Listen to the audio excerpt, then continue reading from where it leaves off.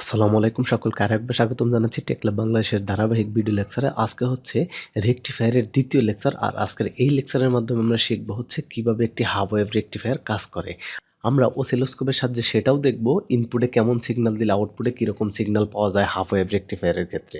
তো আমরা জানি হাফ ওয়েভ রেকটিফায়ার হচ্ছে এমন একটি রেকটিফায়ার যেই রেকটিফায়ারের ইনপুটের পূর্ণ ওয়েভ সাইকেলে শুধুমাত্র হাফ ওয়েভকে ডিসিতে রূপান্তর করে, অর্থাৎ এসি সিগন্যালের হাফ ওয়েভকে ডিসি সিগন্যালে রূপান্তর করে এবং বাকি হাফ ওয়েভকে কী করে, কাট করে। তো আমরা এই লেকচারের মাধ্যমে দেখব এরকমভাবে একটি হাফ ওয়েভ রেকটিফায়ার তৈরি করে সেই রেকটিফায়ারের ইনপুটের সিগন্যালটা এরকম এসি ওয়েভ দেব এবং আউটপুটে কী জন্য এরকম সিগন্যাল পাওয়া যায় সেটা আমরা দেখব। তো তার আগে আমি বলে দিচ্ছি যে এই রেকটিফায়ার সম্পর্কে বুঝতে হলে অবশ্যই আমাদেরকে ডায়োডের কার্যপ্রণালী বুঝতে হবে। আর তার জন্য আমাদের এই ইলেকট্রনিক্সের প্লেলিস্টের প্রথমের দিকের লেকচারগুলোতে ডায়োড নিয়ে লেকচার দেওয়া আছে এবং সেই লেকচারগুলো দেখে নেন, তাহলে আপনাদের জন্য এই রেকটিফায়ারের লেকচারগুলো বুঝতে খুব সহজ হবে। তো তাহলে চলুন শুরু করি।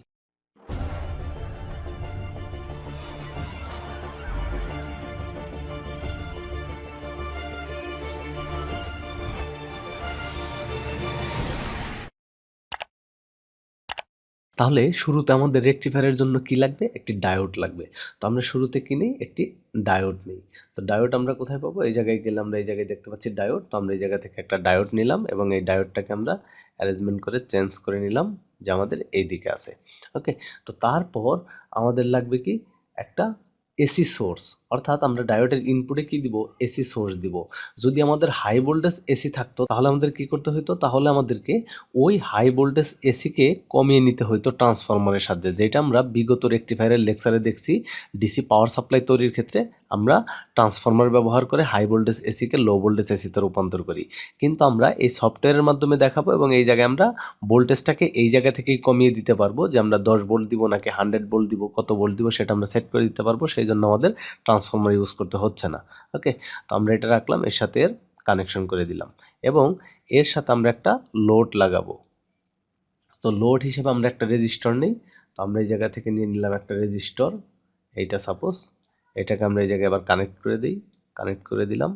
এখন এর সাথে আমরা কি করব, এই প্রান্তটাকে কানেক্ট করে দিব, কানেক্ট করে দিলাম।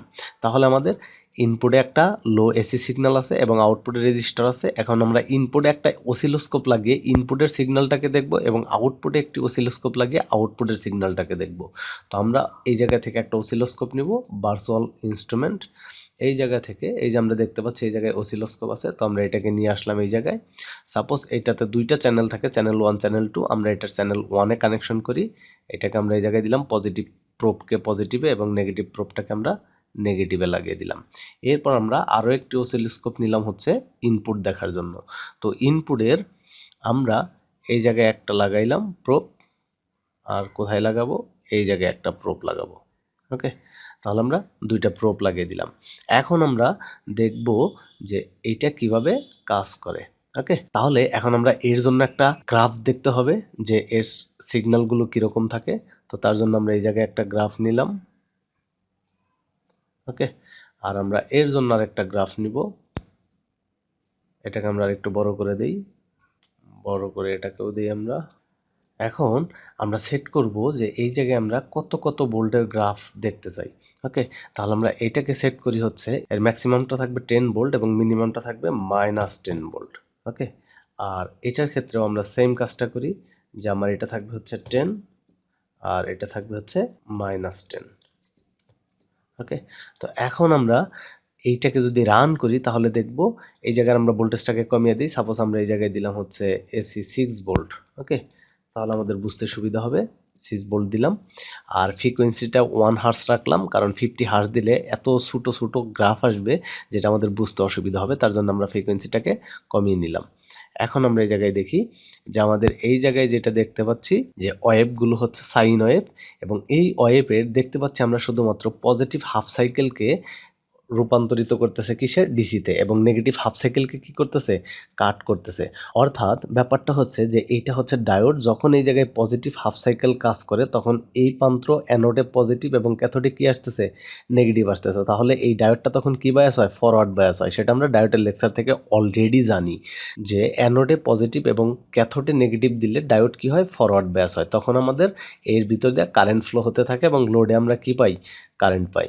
এবং যখন এই প্রান্ত নেগেটিভ এবং নিচের প্রান্ত পজিটিভ হিসাবে কাজ করে, এসি সাইকেলের যখন পরিবর্তন হয় অর্থাৎ নেগেটিভ হাফ সাইকেল যখন কাজ করে, তখন এই অ্যানোডে আসতেছে নেগেটিভ এবং ক্যাথোডে আসতেছে পজিটিভ। ঠিক ওই মুহূর্তে এই ডায়োডটা কি করে, রিভার্স বায়াসে কাজ করে। তখন আমরা আউটপুটে কোনো কারেন্ট প্রবাহিত হয় না।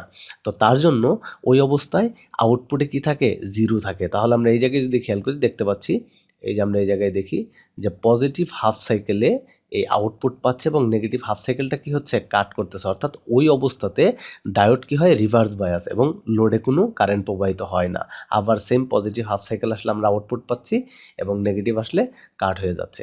তাহলে এই হচ্ছে ব্যাপার যে আমাদের এইভাবে হচ্ছে একটি ডায়োড কি করে, কাজ করে, এবং এই ডায়োডের মাধ্যমে আমরা এইভাবেই কি করতে পারি, হাফ ওয়েভকে কাট করে শুধুমাত্র অর্ধেককে আমরা আউটপুটে নিতে পারি, আর সেটাই হচ্ছে হাফ ওয়েভ রেকটিফায়ার।